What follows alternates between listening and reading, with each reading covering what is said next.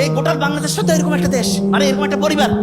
এইখানে সবচেয়ে ভালো লোকটা যদি হচ্ছে যে সবগুলো কাজের মেইন কন্ট্রোলটা যদি দেওয়া যায়, তাহলে দেশটাকে আস্তে আস্তে ভালোর দিকে যাবে না খারাপের দিকে?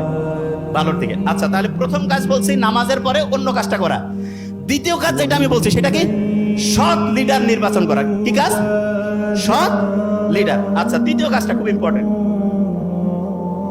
প্রত্যেকের যে ব্রেইন আছে, ব্রেইন, এইটাকে সর্বোচ্চ ভালোভাবে ব্যবহার করা, সর্বোচ্চ ভালোভাবে। লাস্ট বেঞ্চ, ওই যে আমরা প্রত্যেকে এখানে মাথায় টুপি দিছি না? আমেরিকার যে হচ্ছে যে ওই আর্মি বাহিনী আছে, তারাও কিন্তু মাথায় এরকম ক্যাপ দেয়, দেখছেন আপনারা?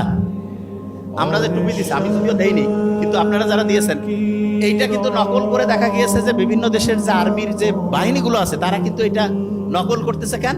তাদের এটা হচ্ছে সেফটির জন্য, সিকিউরিটির জন্য ভালো। আমি অবাক হয়েছি যে ইসলামের যতগুলো নিয়ম আছে, এক এক করে আমরা এখন প্রমাণ করবো ইনশাল্লাহ। প্রত্যেকটা নিয়মের মূল কাজ হচ্ছে আমাদের ব্রেনটাকে ভালো করা। ব্রেনটাকে কি করা? ভালো। এক এক করে যাই, ধরবো কিন্তু এখন। আচ্ছা, আপনি যখন অন্যের প্রশংসা করেন, তখন আপনার মনটা খুশি হয়, যে শুনতেছে তারও খুশি লাগে না?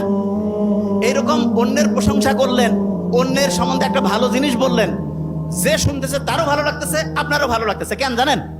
ওই সময় অক্সিটোসিন ক্ষরণ হয়। কি ক্ষরণ হয়? অক্সিটোসিন রক্তের যে নালীগুলো আছে না, এগুলোকে পরিষ্কার করে। কি করে? রক্তের নালীগুলো।